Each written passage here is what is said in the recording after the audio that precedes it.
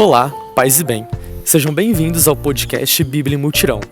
Nesse momento, fique em um lugar confortável, pegue sua Bíblia e vamos juntos estudar acerca da Palavra de Deus, que é a iluminação para a nossa vida. No episódio de hoje, recebemos o irmão Zé do Cerrado. Ele, que faz parte do Centro de Estudos Bíblicos, o CEBI, vai nos ajudar a refletir sobre a carta de São Paulo aos Efésios, no capítulo 5, versículos de 21 a 33. Boa reflexão.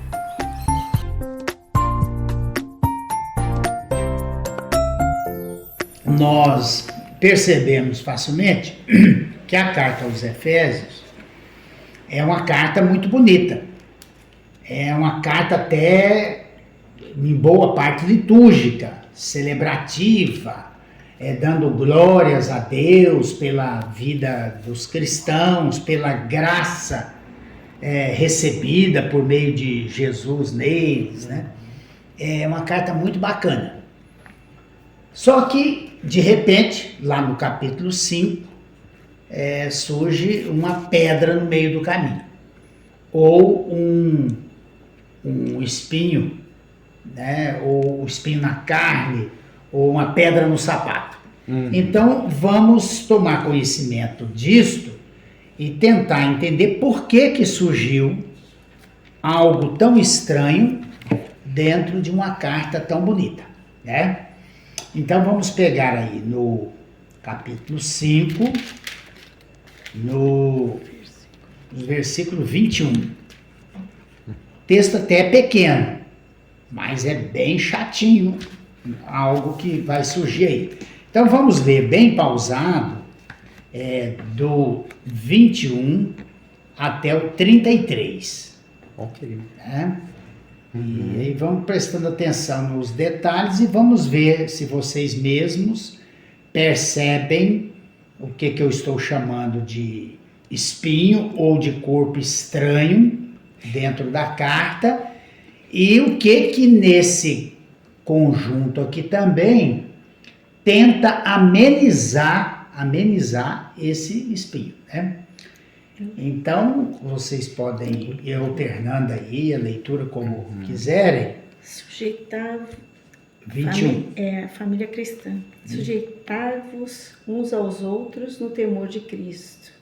As mulheres casadas sejam submissas aos maridos como ao Senhor, pois o marido é a cabeça da mulher, como Cristo é a cabeça da igreja. Seu corpo, quem é o Salvador? Como a igreja é submissa a Cristo, assim também o sejam em tudo as mulheres a seus maridos.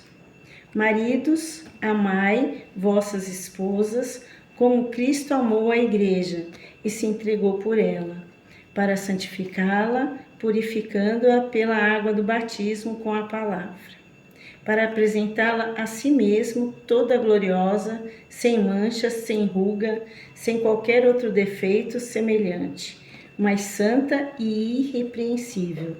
Assim os maridos devem amar suas mulheres como a seu próprio corpo. Quem ama sua mulher ama a si mesmo. De certo, ninguém odeia sua própria carne, mas nutre e trata como Cristo faz com sua igreja, porque somos membros de seu corpo. Por isso deixará o homem o pai e a mãe e se unirá à sua mulher, e serão os dois uma só carne. Grande é este mistério. Quero referir-me a Cristo e sua igreja. Quanto ao mais, ame cada qual sua mulher como a si mesmo, e a mulher respeite o marido. A sua Bíblia é outra, né, Gabriel? É da Eu acho que a CBB. sua tá... Então, vamos ler, é bom a gente ler em outra Outras- Bíblia para ver, a diferença, porque né? a tradução, Muda muito. ela reproduz a intenção, o enfoque do O tradutor. tradutor. Não é neutra, não é a mesma coisa, né? A gente sabe disso. Então vamos ouvir, mas assim, já chama atenção para a gente perceber que tem, primeiro, uma recomendação pequena no início. Preste atenção, o versículo 21, que é para todos, indiferente de homem ou mulher. Depois tem a recomendação para as mulheres e depois para os maridos. Vamos ver se essa coisa equilibra ou, né? Então, vamos lá, Gabriel. Vamos lá. Sede submissos uns aos outros no temor de Cristo. As mulheres o sejam aos maridos, como ao Senhor. Pois o marido é a cabeça da mulher, como Cristo também é a cabeça da igreja, seu corpo, do qual ele é o Salvador. Por outro lado, como a igreja se submete a Cristo, que as mulheres também se submetam em tudo a seus maridos. Maridos, amai as vossas mulheres como Cristo também amou a igreja e se entregou por ela, a fim de santificar pela palavra aquela que ele purifica pelo banho da água. Pois ele quis apresentá-la a si mesmo toda bela, sem mancha nem ruga ou qualquer reparo, mas santa e sem defeito. É assim que os maridos devem amar suas esposas, como amam seu próprio corpo. Aquele que ama sua esposa está amando a si mesmo. Ninguém jamais odiou sua própria carne, pelo contrário, alimenta e a cerca de cuidado como Cristo fez com a igreja. E nós somos membros do seu corpo. Por isso, o homem deixará seu pai e sua mãe e se unirá à sua mulher, e os dois serão uma só carne. Esse mistério é grande, e digo isso com referência a Cristo e à igreja. Em suma, cada um de vós também ame sua esposa como a si mesmo, e a sua esposa tenha respeito pelo marido. No capítulo 6, do versículo de 1 a 9, fala da questão dos pais e os filhos, e não fala das mães, né? Fala dos pais mesmo, que aqui é patriarcal, se até hoje, né? Reunião dos pais na escola, só tem mulher. 99% é mãe. É verdade. Vocês são acostumados com isso. Até hoje, agora vocês imaginam naquele tempo. E depois fala da relação de obediência do escravo com o Senhor. E esse 6, 1 a 9 é também do mesmo bloco, mas nós não vamos nos deter muito. Eu até faço uma menção a ele, mas o foco mesmo é essa questão das mulheres e os maridos, né? Então, no texto que eu fiz, tem 4 aspectos para a gente desvendar e ver o que salva e se salva algo desse corpo estranho na carta, que ele é desconfortável, não é? A gente escuta, a gente vê quem vê isso aí, né? Então, tem 4 coisas, eu menciono os 4. Primeiro, o primeiro passo é uma leitura mais atenta ao texto, com algo que vem um pouco antes e uns detalhes do texto que nós lemos. Ameniza o problema, mas não resolve. Segundo, perceber que, como vocês já sabem, que essa carta não é uma carta autêntica de Paulo, né, dos seus discípulos, é bem posterior ao tempo de Paulo, lá pelo ano 85, né? 20 e tantos anos depois de Paulo. A gente conversou sobre isso. Que ele já tinha falecido, né? Isso. Na época da escrita. Então não é de Paulo, é dos seus discípulos, é de um outro tempo, mais adiante. Então nós vamos fazer um exercício de comparar nas cartas autênticas de Paulo a contradição do que Paulo fala de mulheres e homens, de gentios e judeus, escravos e livres, como que Paulo fala isso, o Paulo autêntico, como que ele é diferente. E o outro, que é o mais fácil de perceber, aliás, deveria ser a primeira estranheza de um cristão mediano que ouvisse essa carta, que ele deveria estranhar o seguinte, como um senhor outro dia numa comunidade aí falou: não, quando eu escuto isso aí, eu penso de Jesus. E em Jesus eu não vi isso aí. Olha como o senhor falou isso, assim, na maior tranquilidade. Então, aí nós vamos ver também a contradição desse texto com Jesus, que salta aos olhos, é fácil, né? E por fim, aí tem uma questão que exige outras leituras, aí não encontra facilmente não, porque precisa conhecer a história, a cultura romana da época, na qual as comunidades cristãs estavam inseridas, e qual a influência que essa sociedade romana exerceu na comunidade e qual o jogo de cintura que as comunidades também tiveram que realizar para poder conviver na sociedade romana. Entende? Então são 4 pontos que vão esclarecer para nós. Vamos ver se a gente consegue todos hoje. Né? Então, a primeira coisa, no texto ainda, vejam o versículo 21 que acabamos de ler. Né? Olha, sejam submissos. Quem?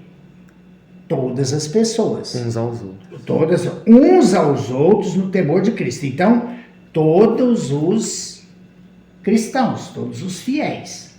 Olha, submisso no temor de Cristo. E esse temor, nós sabemos, não é um medo, é um respeito, é uma afinidade, está mais para uma relação amorosa. Aliás, tem gente que fica querendo explicar a palavra. Não, olha a atitude de Jesus, olha a prática de Jesus em relação às pessoas. Então, qual é a relação que nós temos que ter com Jesus? O sentimento que nós temos que ter? Aquilo que ele demonstrou na relação com as pessoas. Que não foi de um horror, temor, né? Não, de medo, não, de submissão, jamais nesse sentido, jamais, né? E, inclusive, acho que eu falo isso lá mais na frente, a questão do lava-pés é uma demonstração, né, de humildade, de serviço, de doação, de entrega de Jesus. Então, já começa esse versículo 21, ninguém lembra dele. Ninguém lembra dele. Mas, olha mais atrás um pouquinho, vamos ler mais atrás um pouquinho, no 4:32, não está longe não. 32. Versículo 32, é no finalzinho do capítulo 4, e seguindo o 5:1-2. Olha aí que isso também é esquecido por quem lê o outro na frente, não lembra desse. Quer ver? Leia aí para nós. Pelo contrário, sede bondosos e compassivos, uns para com os outros, perdoando-vos mutuamente como Deus os perdoou em Cristo.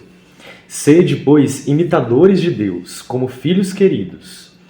Vivei no amor como Cristo também vos amou, e se entregou a Deus por nós, como oferenda e sacrifício de suave odor. Olha que diferença. Isso aqui constitui o que na carta, às vezes a Fatinha falou isso, a carta é assim, ela coloca um princípio, um princípio ou uma doutrina, ou um fundamento da doutrina. Essa palavra doutrina a gente não usa muito não acha muito legal, mas não tem problema.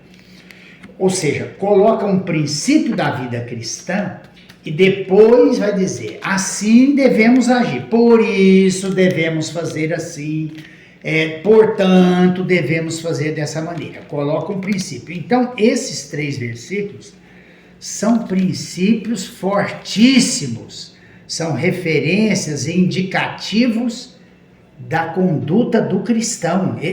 Como é que o cristão deve agir? Olha, se Deus agiu assim, sejam bons e misericordiosos, porque Deus é bom e misericordioso para conosco. Se Deus age assim conosco, nós também devemos agir assim, né?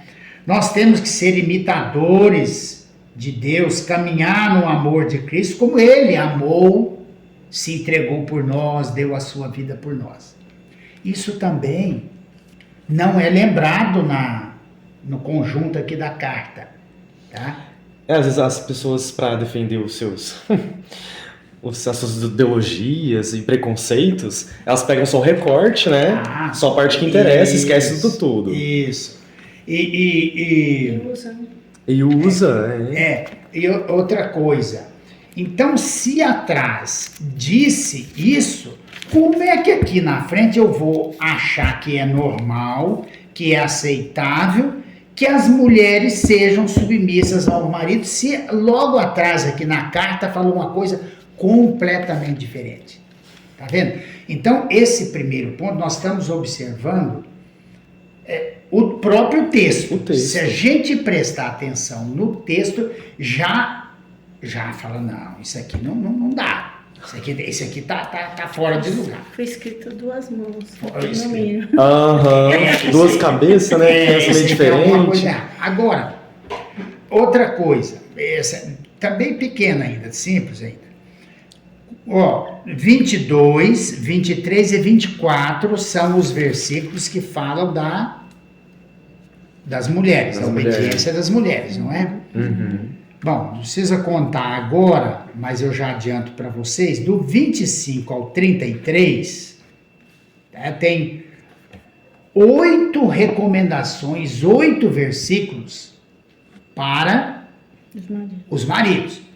Também não resolve, mas já dava para desconfiar.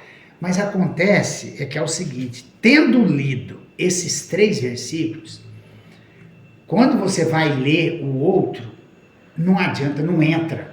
Você já falou uma coisa, o outro não conserta. Até porque não dá para consertar mesmo, porque olha aqui, para as mulheres, está dizendo, é incisivo, sejam submissas, obedientes e tal. Agora, para os homens é uma recomendação, vocês devem amar, devem tratar bem, devem ser companheira delas e tal. Vocês, tá com o texto aí que eu fiz, quer ver? Leia aí para você ver. Olha, pessoal. Dizem os entendidos da análise do discurso que a qualidade ou a pertinência das palavras pode ser mais significativa do que a quantidade. Nesse caso, os 3 versículos em relação às mulheres, embora sejam menos que 8 para os homens, têm peso significativamente mais marcante. Ou, se preferir, tem mais poder. Há palavras que suavizam, outras que cortam, outras que ferem, outras que marcam, outras que violentam. Então, esses 3 versículos, eles são muito incisivos, muito fortes. São violentos. Depois, aí você põe 8 para os homens, mas não adianta. Não conserta. Não. Mesmo que quisesse consertar isso aí. Tanto naquele tempo como ainda hoje, a relação cabeça-corpo é assimétrica, ou seja, a primazia é da cabeça, da mesma forma como a primazia é de Cristo e não da igreja. E mais, apesar do versículo 21, não há reciprocidade no restante dos versículos, pois os maridos são convidados a amar e as esposas a temer, respeitar, reverenciar, do verbo grego phobeo. Que vem fobia, ter medo. Já pensou? A mulher... Mas, gente, isso é o que acontece mesmo. A mulher... nós é porque não experimentamos isso, não tem jeito. Mas a gente vê o feminicídio hoje em dia, sim, né? Você vê mulheres que saem da casinha, pronto. E os homens se acham o direito de matar. Aí, gente, entra essa questão que é seríssima, que é a justificativa teológica de uma ação desumana. Agora vamos falar ao português, claro. Uma ação desumana dos homens sobre as mulheres. Porque comparou o homem, o homem sendo cabeça da mulher como Cristo cabeça da igreja. Então, ele está equiparado a Cristo. Tem que ser a cabeça tem que ser do homem, a mulher tem que ser só... Como se a mulher não pudesse não pensar. E aí está dizendo, olha, isso é da vontade de Deus, é do plano de Deus, né? E esse texto eu mandei aí uma amiga que trabalha nessas ONGs aí de tratamento dessas violências domésticas, e ela falou assim, nossa, mas olha como esse texto veio me esclarecer aqui. Eu ouço dos homens que espancam as mulheres citando a Bíblia, diz, não, é porque ela não quer me obedecer, eu espanquei porque ela não quer me obedecer, e na Bíblia diz que a mulher tem que obedecer, que eu sou a cabeça da mulher, tá vendo? Então, isso tem consequências práticas muito maiores, né? Voltando às exigências para os maridos, devemos salientar outro aspecto que não pode passar despercebido. Os 8 versículos que apresentam as exortações aos maridos e suas obrigações em relação às mulheres iniciam por uma advertência. Maridos, tenham amor às suas esposas como Cristo amou a sua igreja e se entregou por ela. Isso deve nos remeter ao gesto do lava-pés, realizado por Jesus aos seus discípulos. João 13. O amor de Jesus se efetiva no serviço. Para ele, amar é servir e doar-se. Então, ainda tem, como eu disse já, que tenta de todo jeito amenizar isso aí, mas o negócio continua incômodo e a pergunta que fica é por que esse texto entrou aí?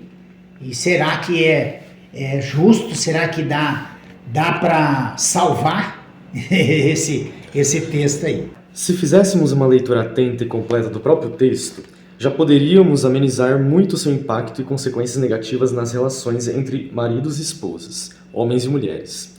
Infelizmente, muitas vezes lemos o texto bíblico com os nossos preconceitos e prejuízos, ou seja, com aquelas ideias e valores ou contravalores que temos em nossas cabeças e em nossas práticas cotidianas. Nesse caso, o que pensamos sobre as mulheres em nossas relações com elas, esposas ou não? Daí só colhemos prejuízos, consequências negativas para a nossa vida. Aqui eu faço um trocadilho das palavras, mas eu vou explicar, quase que não há necessidade. Mas isso é fundamental na leitura bíblica.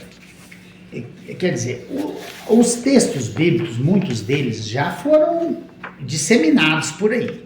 A pessoa já ouviu e já formou a sua opinião, o seu pré-juízo, o seu pré-conceito, um conceito anterior. Ou até mesmo ela já tem um preconceito, uma rejeição por aquele texto, ou por algo que o texto diz. Então, o ouvinte já está armado. Uhum. Então, a leitura bíblica é uma coisa difícil, porque a primeira tem que desarmar o espírito, a gente fala, né? E desarmar o nosso espírito e nos abrir ao sopro do Espírito de Deus, o Espírito de vida. Veja a diferença disso, né? Quer dizer, eu tenho que, pelo menos suspender o que eu penso, para deixar que o texto fale, traga algo novo para mim. E o critério do que é sopro do Espírito, como o critério da autenticidade, da vontade de Deus, é aquilo que promove a vida, a igualdade, a dignidade, a justiça, o bem entre as pessoas, né? Não é o que eu quero. O bem que eu quero. Então, por isso que eu digo que quando eu leio a Bíblia com essa carga negativa já, eu vou colher prejuízos. Aí, quer dizer, coisas deturpadas, né? Então, E se eu leio sozinho é pior, porque aí eu fico só com a minha visão também. Também é outra. Eu sempre achei muito difícil ler Bíblia sozinha, sempre.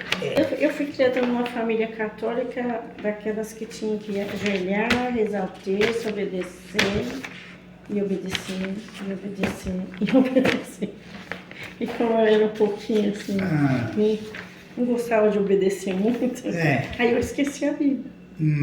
Não, nossas experiências antigas, assim, de leitura bíblica são muito complicadas mesmo, mas hoje também, não pensa que mudou muito, para quem não faz uma iniciação, e eu acho que o fundamental é ter essa abertura, querer abrir para o novo, porque senão...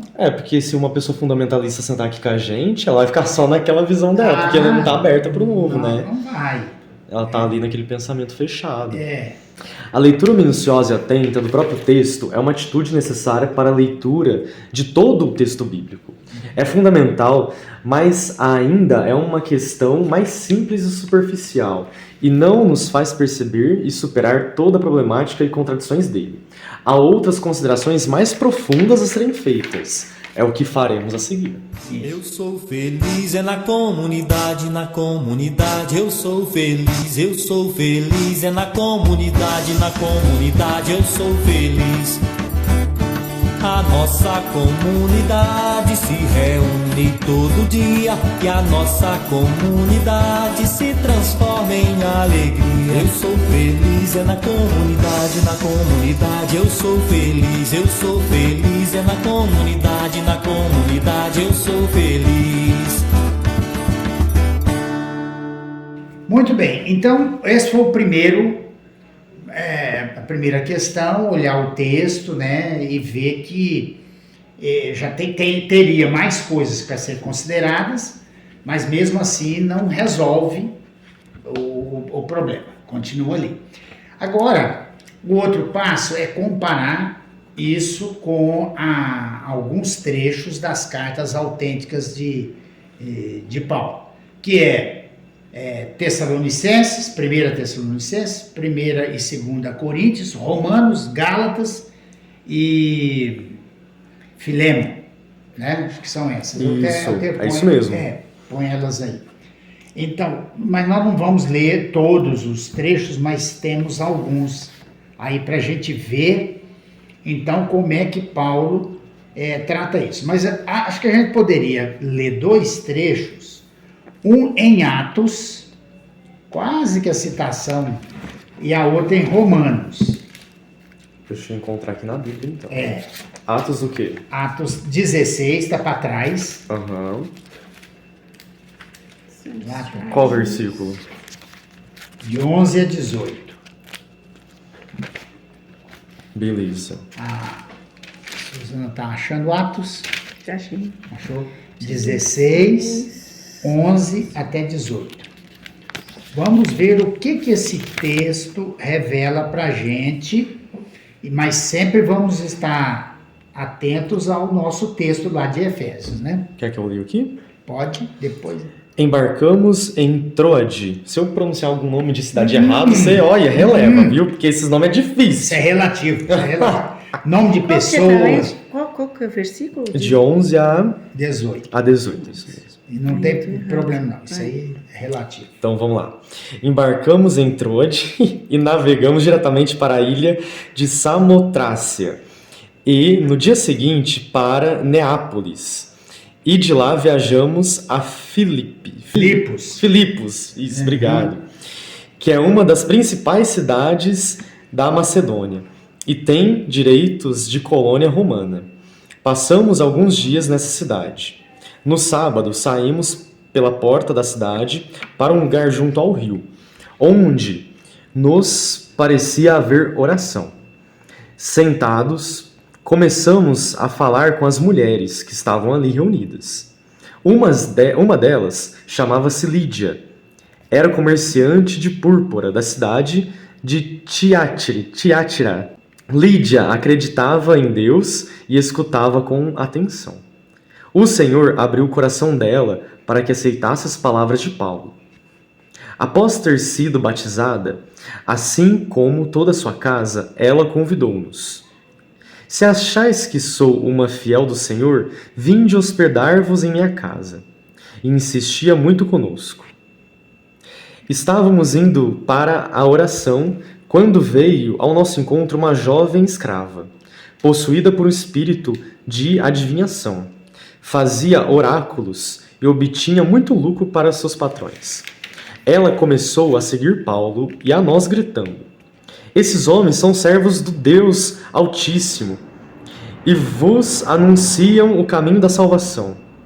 Isso aconteceu durante muitos dias. Por fim, incomodado, Paulo voltou-se e disse ao Espírito: Eu te ordeno, no nome do Senhor Jesus Cristo, saia dessa moça.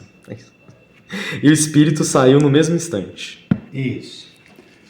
Ó, o que nós percebemos aqui sobre Paulo?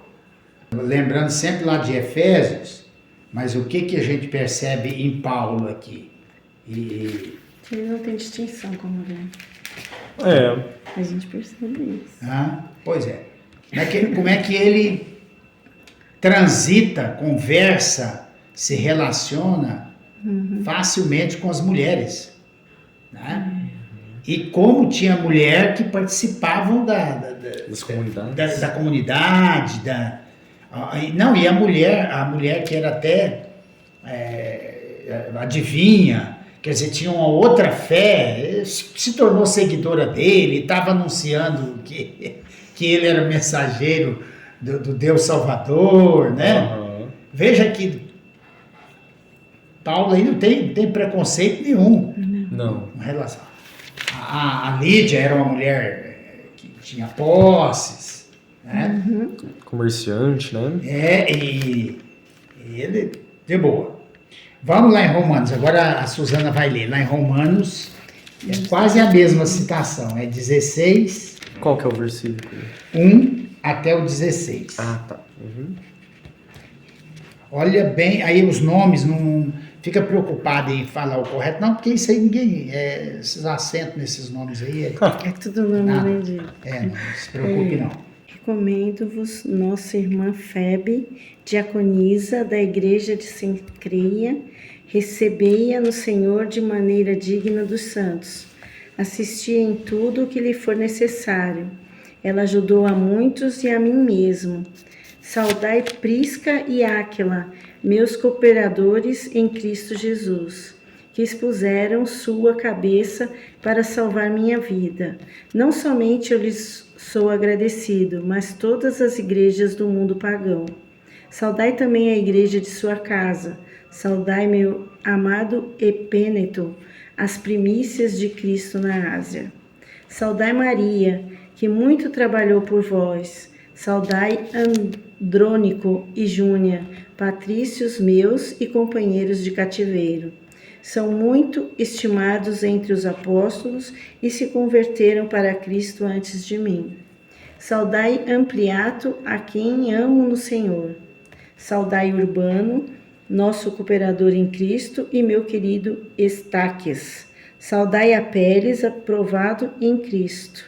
Saudai os da casa de Aristóbulo. Saudai Herodião, meu parente. Saudai os da casa de Narciso, que são do Senhor.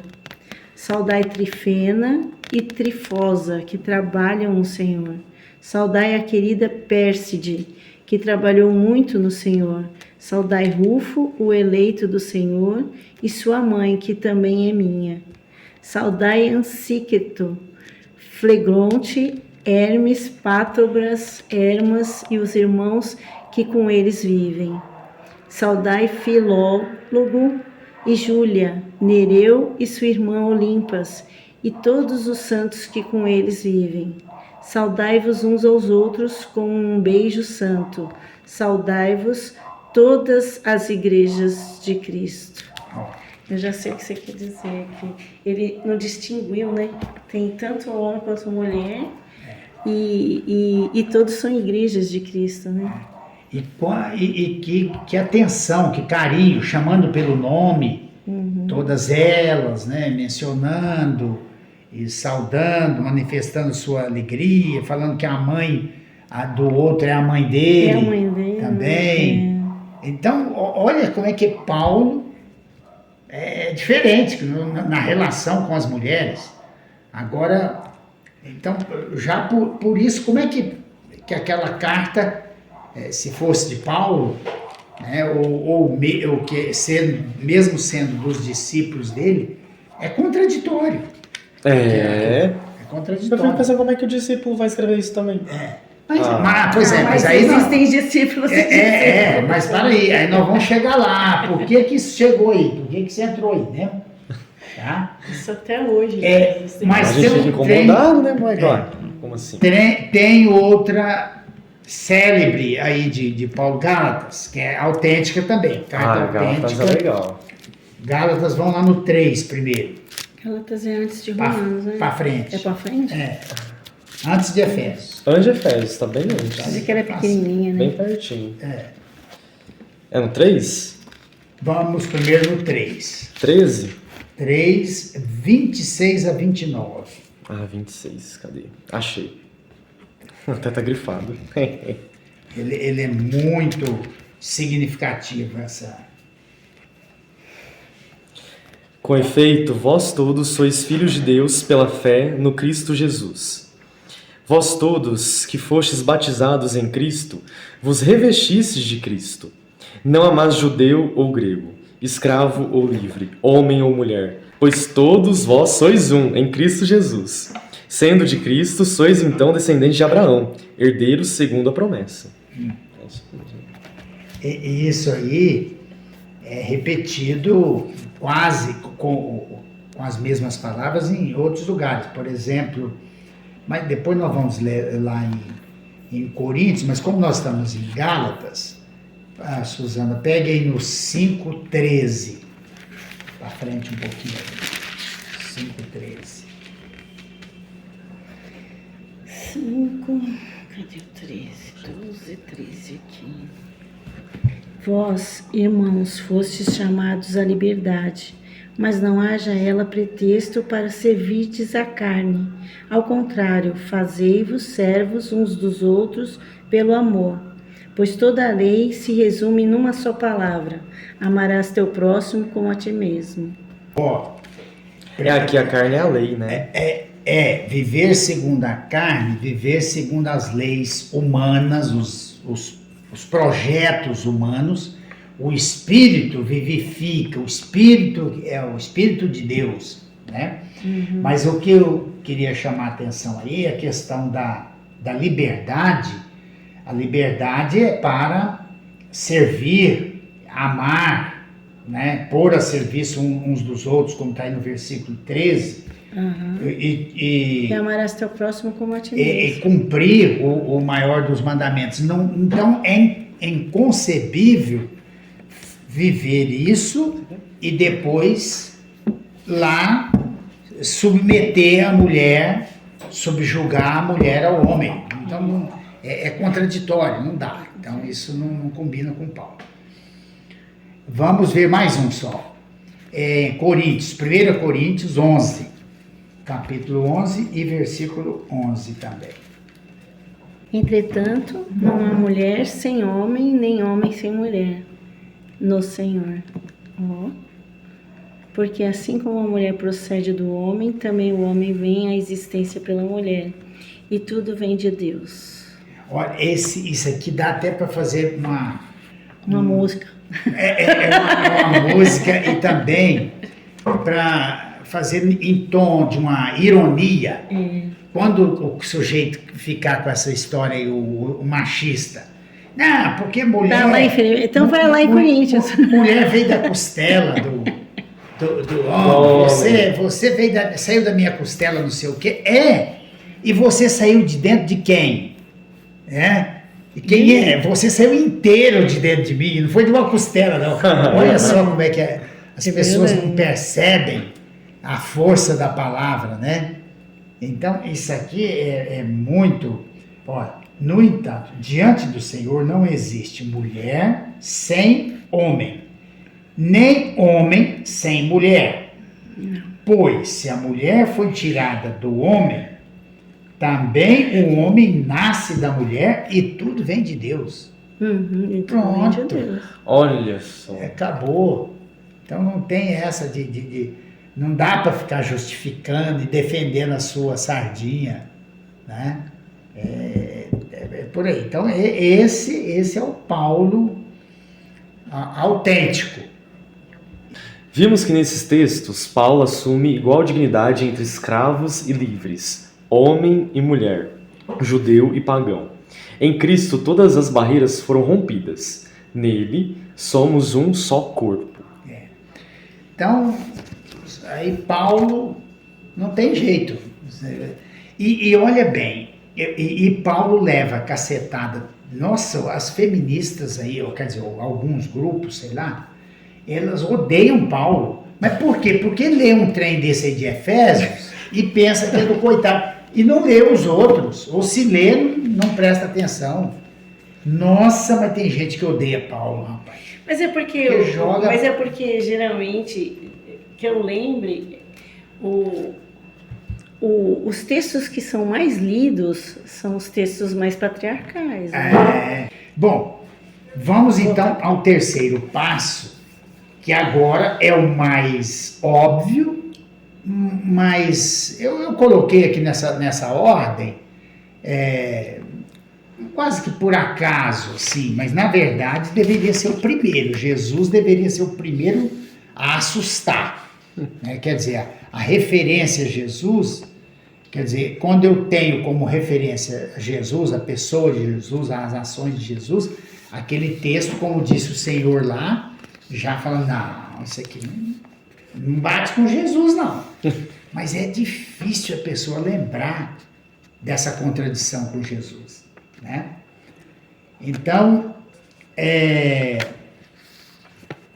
vamos aí, quer dizer, se a gente for fazer aqui um pequeno esforço de memória, nós vamos lembrar quantas mulheres estão na vida de Jesus, né? Que a gente lembra, assim, de imediato, né? Madalena, Maria, Marta. Marta e Maria, a samaritana, Nossa, tanto. aquela Que elas foram curadas, né? curada, aquela que cura A prostituta que filha. ele encontrou. Então várias. Tem muitas mulheres. Vamos ler um trecho aí, Lucas. Vamos ler 2. Lucas 8, 1-3. Logo depois, Jesus andava por cidades e povoados, pregando e anunciando a boa nova do reino de Deus. Acompanhavam os 12 e também algumas mulheres que tinham sido curadas de espíritos malignos e enfermidades. Maria, chamada Madalena, de quem tinham saído 7 demônios, Joana, mulher de Cusa e administrador de Herodes, Susana e muitas outras que o serviam com seus bens. Tá vendo a Susana? Aqui, ó. Aqui Susana, você, Susana. Aqui, ó. Na companhia de Jesus. Na companhia de Tá Jesus. grifado, não fui eu. Desde aquele tempo. Isso aqui foi meu filho que estudou e grifou. Ah, claro. Tá vendo? Vamos. Marcos agora. Marcos 15. 15, qual versículo? De 40 e 41. 40 e 41?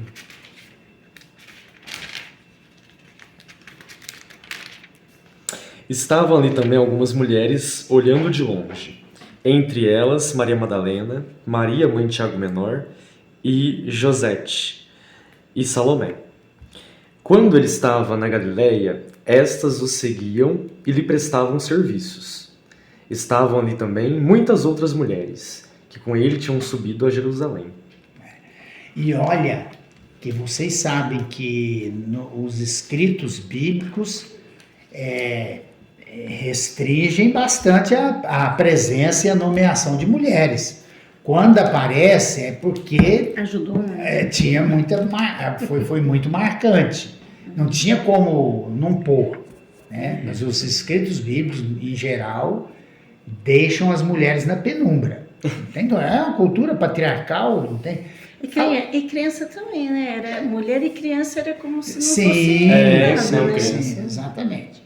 Não perceber A a diferença, quer dizer, o tratamento que é dado por Jesus às mulheres, e então Jesus não assinaria nunca aquele trecho lá de Efésios, definitivamente, né?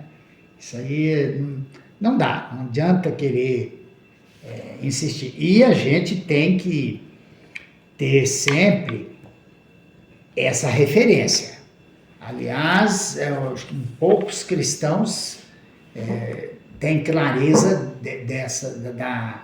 que Cristo é a referência de tudo nosso, é nele que eu tenho que olhar, é o espelho. Isso é ali. É ali. Nem são as cartas, nem o Primeiro Testamento, é em Jesus. O resto tem que conferir com ele, senão não vai. E as pessoas colocam tantas coisas no lugar de Jesus, né? Coloca santo, coloca papa, coloca... Catecismo. Nossa, mas coloca tanta Tem um tal de coisa. catecismo que eu vou te falar. Jesus, Aquele Maria, catecismo. direito canônico, Mas é muita não coisa. rola, não. Assim, quando eu fosse catequista, eu aquele catecismo eu olhava e falava assim, gente, não dá. É difícil. Mas aí volta a pergunta, Zé. Por que tá aqui então? Isso, agora Por que tá aqui? Então vamos ao quarto passo que vai dar a resposta. Como vocês já perceberam, desde a conversa com a Fatinha, e não é difícil, porque sabe que o cristianismo, quer dizer, desde o seu nascimento, quer dizer, ele expandiu dentro do Império Romano, da sociedade romana. Então, todas essas comunidades, aí dos Atos dos Apóstolos, das Cartas Paulinas, estão dentro do Império Romano. E, consequentemente, da sociedade romana, com seus costumes, com suas leis, com sua moral, estão ali, né? Então, é lá que nós vamos encontrar, pelos livros históricos aí, os chamados códigos de conduta familiar ou códigos domésticos. Isso normas da sociedade romana. Eles estão lá. As comunidades estão dentro disso, né? Vamos ler uns trechinhos aí para a gente ver como é que é isso. Aqui tem uma advertência. Podemos afirmar que a Bíblia é a palavra de Deus, mas não podemos esquecer que ela, como tudo que está feito e construído no mundo da cultura, tem participação humana. Por isso, os textos bíblicos trazem as marcas do seu tempo histórico, do seu lugar geográfico, das relações de trabalho, da economia, da política, dos pretensos valores sociais e religiosos. Enfim, a Bíblia é a palavra de Deus misturada nas palavras humanas. Cabe a nós, pela luz do Espírito e pela leitura comunitária, realizarmos o belo e árduo trabalho de garimpagem, separando minuciosamente o material precioso, o metal precioso, das diversas impurezas ou dos elementos secundários. Assim, a leitura bíblica promoverá aquilo que Jesus veio trazer para todas as pessoas. Eu vim para que tenham vida e tenham em abundância. Então, esse é uma observação sobre a leitura bíblica. E saber que o texto bíblico, ele nasce num contexto social, cultural, histórico e pelas mãos humanas. Então não adianta. Olha, por isso que esse negócio, a gente até canta bonito, a Bíblia é a palavra de Deus, beleza, mas não é só a palavra de Deus. Então a gente precisa ver aqui na Bíblia o que de fato é palavra de Deus. Tem muita coisa aqui que não é palavra de Deus, mas não tinha jeito dessa palavra de Deus chegar a nós purinha, como? Agora tem assim, teve um jeito da palavra de Deus chegar pura diante de nós, mas só que como a gente não acessou diretamente lá, ela continua ainda complicada. Como que é esse jeito? Quem é? Quem é que foi a palavra pura, Jesus. mais autêntica? Jesus. Então, olha, Jesus é a verdadeira palavra de Deus, mas só que aí eu precisa ver que o que eu estou pondo na boca de Jesus, ou o que eu estou considerando de Jesus. Então não é o que eu qualquer um está falando de Jesus, que é a palavra de Deus autêntica. Não, precisa ver realmente, olha, você está sendo fiel àquilo que Jesus fez, falou, não sei o que, ou você está deturpando, você, né? Que na tradução mesmo, eles deturpam muitas coisas, né? A tradução, porque uma palavra tem vários sinônimos, né? Às vezes. E aí eles usam de palavras, de jogo de palavras, e aí acaba ficando um contexto mais patriarcal, mais pra época, né? Não, e eu pego uma coisa e não pego outra. Aí fica... Agora eu volto a dizer que a gente precisa ter critérios que não podem ser contrariados. Por exemplo, olha, a leitura que eu faço da vida, da liberdade, resgata a dignidade, o valor de cada pessoa, me faz considerar todas as pessoas filhas e filhos de Deus. Então essa leitura é autêntica, porque isso é o que Jesus fez, né? Ela dá justiça, dá direito para a pessoa. Então essa leitura serve. Esse é o critério de vida, né? Então eu vou ser polêmico. A Bíblia não é a palavra de Deus. Mas é. Nela tem a palavra de Deus. Ótimo, pode ser. A Bíblia não é a Fui palavra. polêmico agora, hein? Isso. Se eu falar para uma beata, menino, ela desconjura. Na Bíblia tem a palavra de Deus, tá certo. Mas tem muita palavra humana porque não tinha jeito. Não. Gente, tanto é que nós vamos até no final aqui, ler coisas, você fala, como é que você vai falar que você quer a palavra de Deus? Não tem como, absurdo, né? Tá dando uma atrocidade, aí fala, palavra da salvação, glória.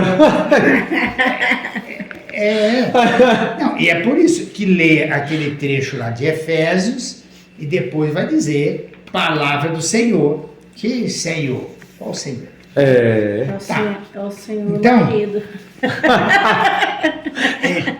Então agora nós já falamos que essa carta é tão bonita, tão cheia de coisas boas, mas ela está dentro de um contexto sociocultural, moral, que vai respingar coisas inadequadas a ela, ao espírito dela, né? As comunidades cristãs são suspeitas de subversão e também elas começam a sofrer influência da sociedade romana, correndo o risco de aderirem aos seus costumes, muitas vezes opostos à vida cristã.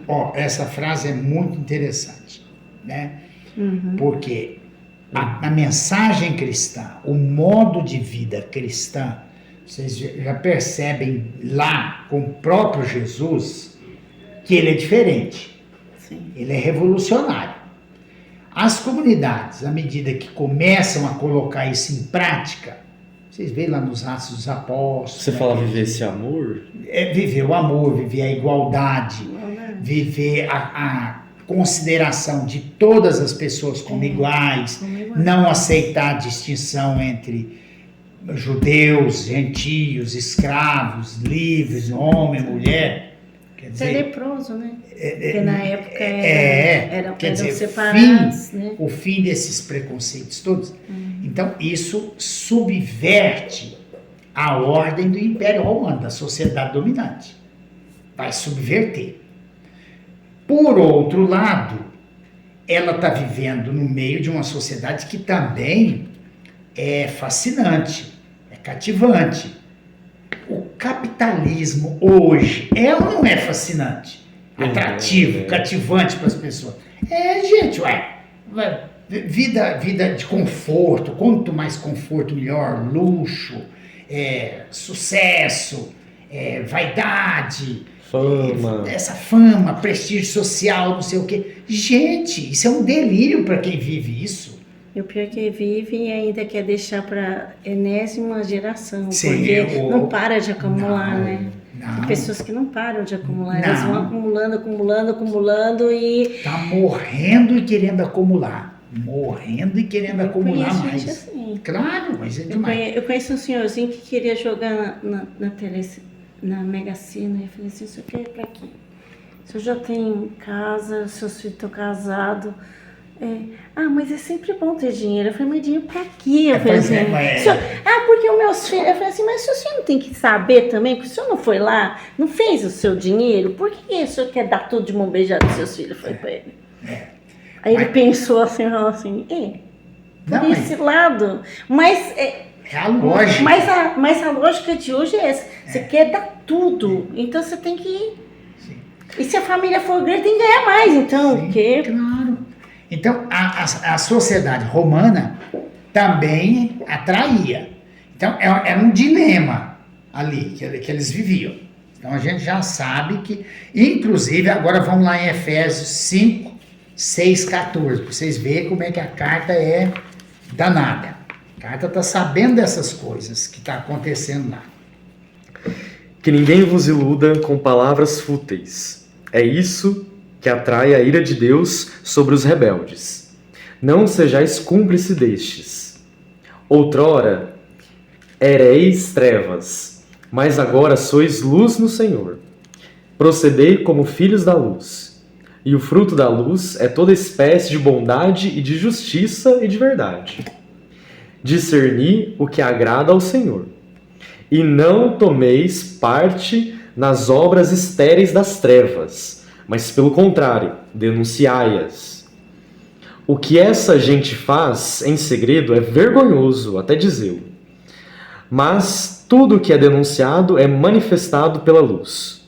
E tudo o que é manifestado torna-se claro como a luz. Eis porque se diz: desperta, tu que estás dormindo, levanta-te dentre os mortos, e Cristo te iluminará. Tá vendo? Olha que advertência, né, para os cristãos. Isso aqui está falando para os cristãos. Olha aqui. Que ninguém com palavras vazias engane a vocês. Não se tornem cúmplices deles. De fato, antes eram trevas. Caminhem como filhos da luz. Olha aqui, então a sociedade é igual nós hoje. Isso vale pra gente hoje. Mesma coisa. Nós não falávamos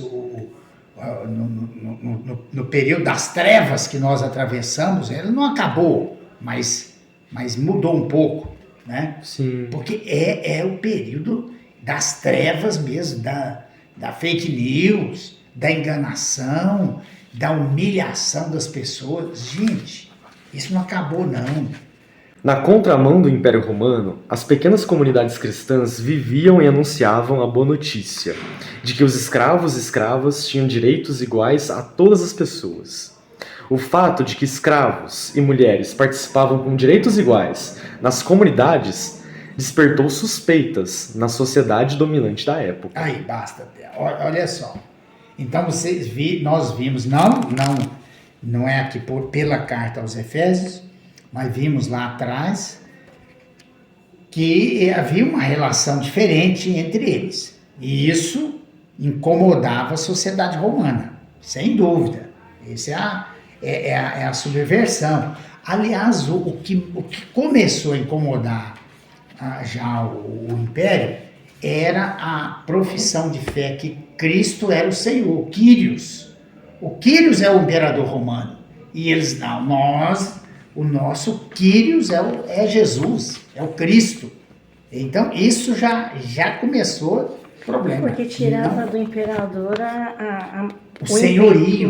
O senhorio, ele não é a cabeça é Cristo. Isso já começou, né? Pode ser dessa época, Ou com essa intenção que alguém realizou a inserção do capítulo 5 na carta aos Efésios. E carta aqui entre aspas. Este capítulo mantém a pirâmide social e religiosa do Império Romano.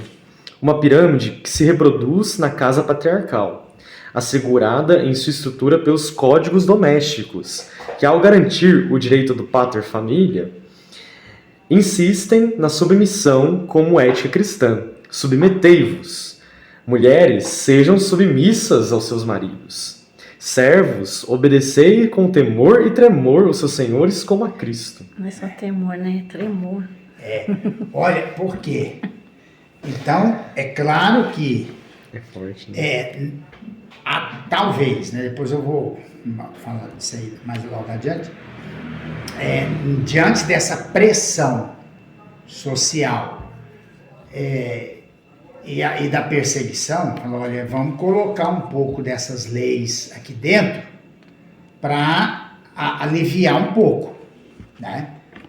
Vamos aqui. Ou então porque achava que elas eram boas mesmo, por adesão, por conivência com essas leis, né? Então, mas que entrou foi nessa época algo que veio de fora. Continue a leitura aí agora, Suzana. Os códigos domésticos ou familiares estão presentes não apenas na carta aos Efésios, são encontrados também na carta aos Colossenses e na primeira carta de Pedro, de maneira ainda mais preconceituosa. Eles estão presentes nas cartas pastorais, sobretudo na primeira a Timóteo. Essa constatação nos dá conta do processo de patriarcalização das comunidades cristãs nas cartas pastorais, escritas por volta do ano 115 depois de Cristo. Não, a hora que vocês lerem isso aí, vocês choram, porque ali é que está escandalosa. Vamos ler. É pior. Pra ver? Lê pelo menos um aí na... Lê o pior, o Timóteo. Pode ser Timóteo aí. Lê o pior. 2, 9 e 15. Igualmente, quero que as mulheres se vistam decentemente e se enfeitem com modéstia e bom senso. Nada de penteado complicado, nem de joias de ouro ou de pérola, nem de vestes luxuosas, mas que se enfeitem com boas obras, como convém às mulheres, que fazem questão de uma vida piedosa. Então tem que se resignar, né? Então, pode continuar? Pode. Até qual número? 15. Durante a instrução, a mulher fique escutando em silêncio, com toda a submissão, viu, Suzana? Não permito que a mulher ensine, tá na Bíblia, não permito que a mulher ensine, nem que mande no homem. Ela fique em silêncio. Com efeito, Adão foi formado primeiro, Eva depois. E não foi Adão que se deixou seduzir, mas a mulher que foi seduzida e se tornou culpada de transgressão. Misericórdia. No entanto, ela será salva pela geração de filhos. Então, ou seja, só serve para procriar, né? Se preservarem na fé, no amor e na santidade, com bom senso unido à modéstia. Meu Deus do céu. Misericórdia. Não. Agora, gente, vocês imaginam se isso não foi lido muitas vezes nos ensinamentos, até nas igrejas, não sei o quê. Que desastre que não é na cabeça, no sentimento das mulheres, né? Tá doido, tem condições não. E é engraçado que cada dia nasce mais mulher que homem. Eu acho que isso é de propósito. Que é pra gente se rebelar mesmo. Em quantidade, pelo menos. Sim. E aqui tem outro detalhe que não pode passar despercebido, que é o seguinte. À medida que o tempo vai passando, a igreja, as comunidades vão sofrendo esse processo de patriarcalização. E as mulheres vão ficando de lado. Vai perdendo a referência do Cristo, né? Vai ficando mais distante. Isso. E parece que a sociedade, o modo de ser da época, daquela sociedade, vai tomando conta do jeito de ser cristão, né? Exatamente. Vamos continuar aí a leitura, que vai esclarecendo agora por que que esse texto, então, entrou lá. A inclusão dos códigos domésticos deve ter sido uma estratégia para que as comunidades cristãs fossem mais aceitas na sociedade estruturada de maneira seletiva e excludente do seu tempo. Aí, essa é uma hipótese, e que tem um respaldo, quer dizer, olha, para a gente ser aceito, para não ser perseguido e tal, mas eu levanto outra hipótese que é mais séria, e eu acredito que ela também tem algum fundamento. Ou o que pode ter sido pior, aos poucos as comunidades cristãs foram aceitando dentro do seu seio o modo de ser e as regras de conduta do mundo entre aspas, no sentido joanino, a ideologia da sociedade dominante. Então é o seguinte, pode ser as duas coisas, ou um pouco de cada uma. Ou, nós estamos sendo pressionados e tal, vamos aceitar um pouco, e até na verdade, a gente percebe que tentaram amenizar Cristo, assim como o homem é a cabeça da mulher, assim como Cristo é a cabeça da igreja, o escravo no temor de Cristo, não sei o que, obedecendo, tentou amenizar. Então, pode ser. Mas o outro é o seguinte, olha, o jeito de ser da sociedade romana dominante, a gente vai aderindo, vai penetrando, vai entrando pela janela na nossa comunidade. Gente, isso acontece porque, olha, o que nós vemos de práticas cristãs totalmente anticristãs, de práticas religiosas que não são cristãs, é da sociedade, é do capitalismo, da lei do capitalismo. O cara não tem... Pau, pedra. Não segue todo. Olha, se a gente perceber como gente de igreja age, a referência dele não é Jesus de jeito nenhum. Não é. Ué, tanto que foi no século III que o cristianismo virou religião oficial, não foi? Sim. Então, acaba que se adequou ao império, né? Sim. Porque senão ia ser perseguido. A estrutura da igreja católica, a hierarquização, toda a estrutura é a cópia do Império Romano. Os bispos, essa coisa, diocese, tudo era coisa do Império Romano. Aderiu às vestes e ficou até hoje, né? Então, tem gente que morre por isso. Claro. E quer achar um fundamento no Evangelho para isso. Não tem fundamento, não. Pelo amor de Deus. Foi penduricalho que botaram depois, né? Aí eu tenho uma raiva dessas liturgias, porque arruma tanta justificativa, que é tradição, que não sei o que. Rapaz, a referência é o Evangelho, é Cristo. Se eu não encontro lá, não adianta depois, o que vier depois é relativo. Não adianta. Será que valeu a pena essa aceitação? Será que faltou vigilância crítica e prudência das comunidades, ontem e hoje?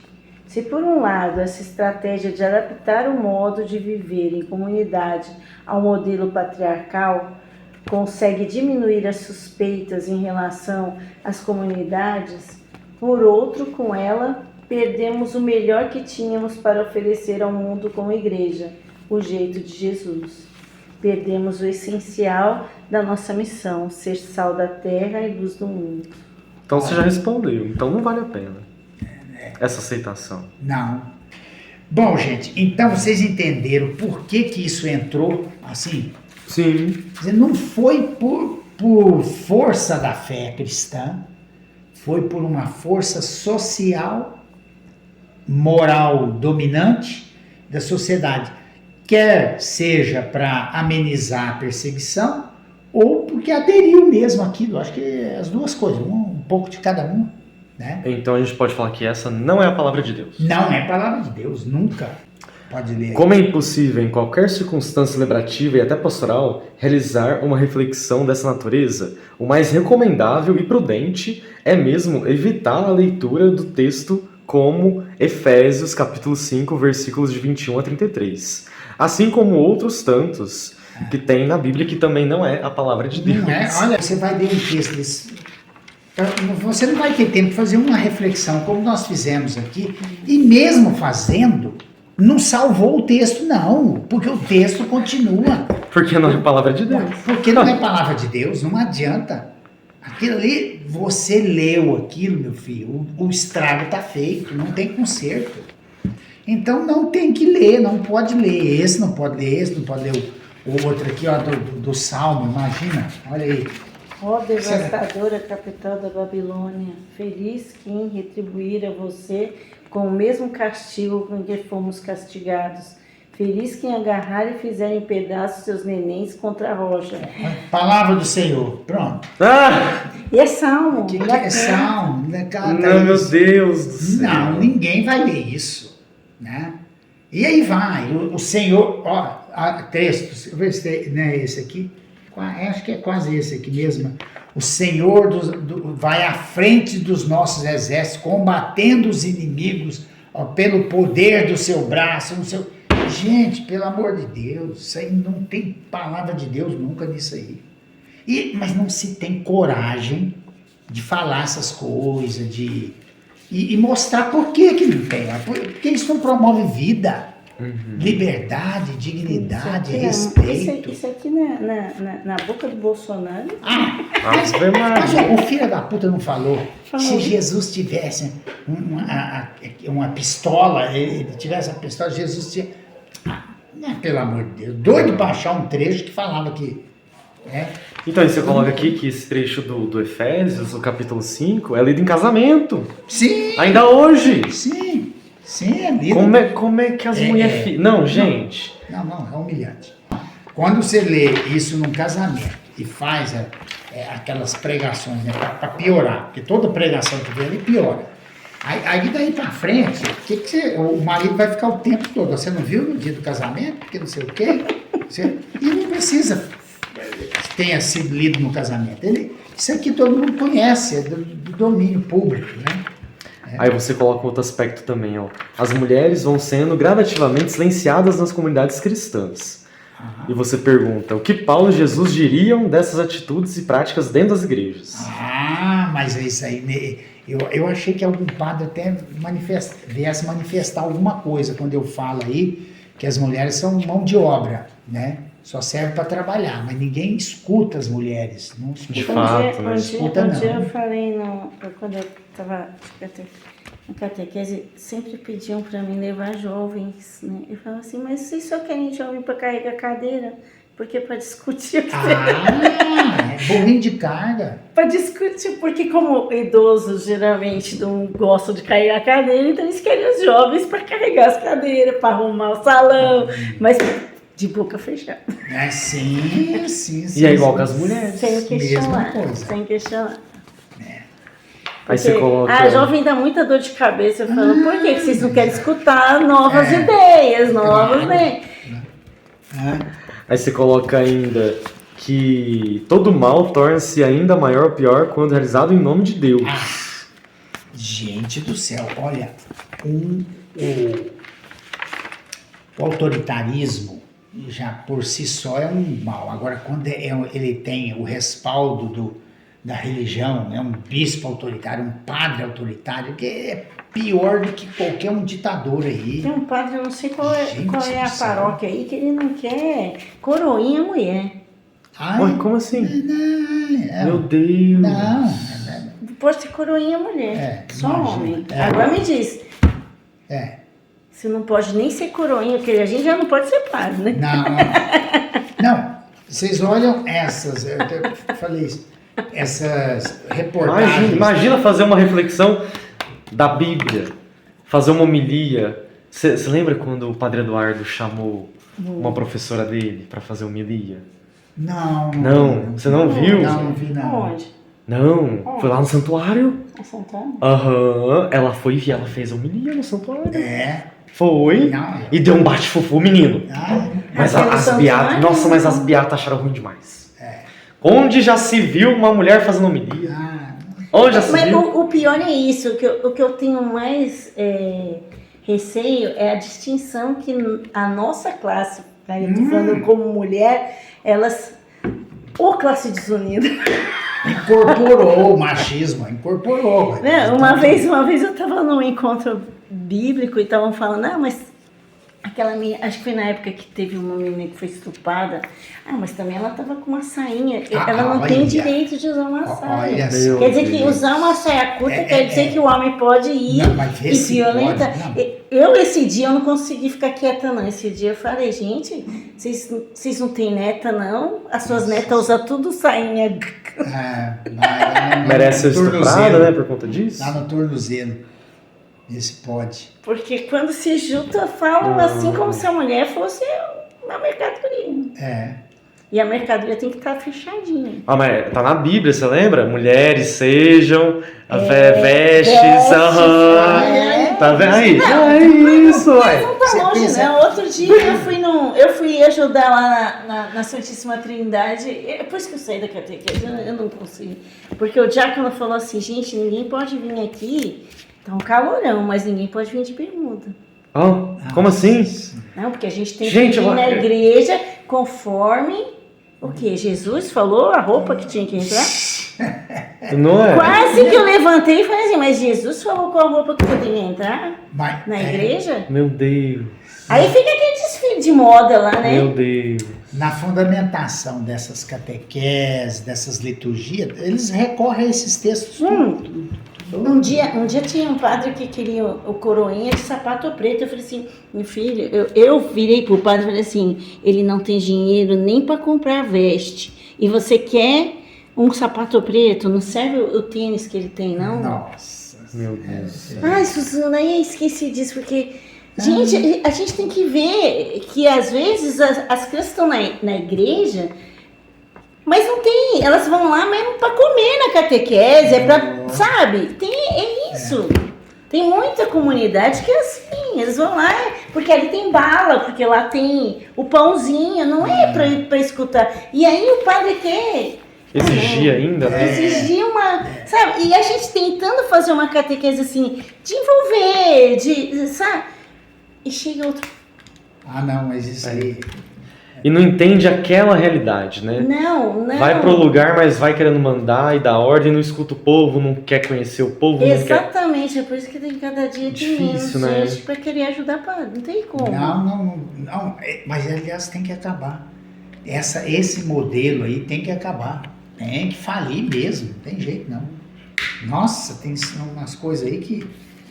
Gente, então, agora vocês têm condições depois de...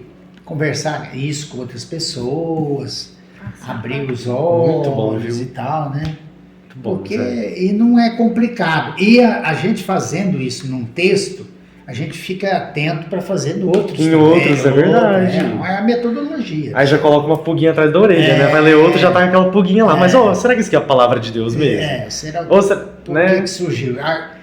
Essa coisa de perceber a comparação, né? A referência com Jesus, ou com Paulo, com outro texto, né?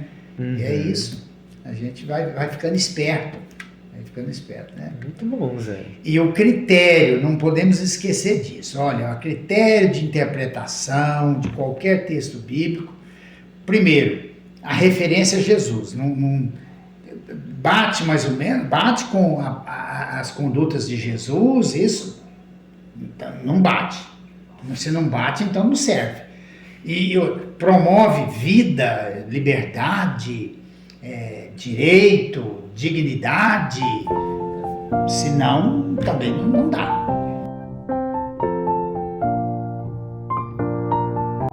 E esse foi o nosso podcast Bíblia em Mutirão. Obrigado a você que escutou até aqui e refletiu com a gente acerca da Palavra de Deus. Até o próximo episódio.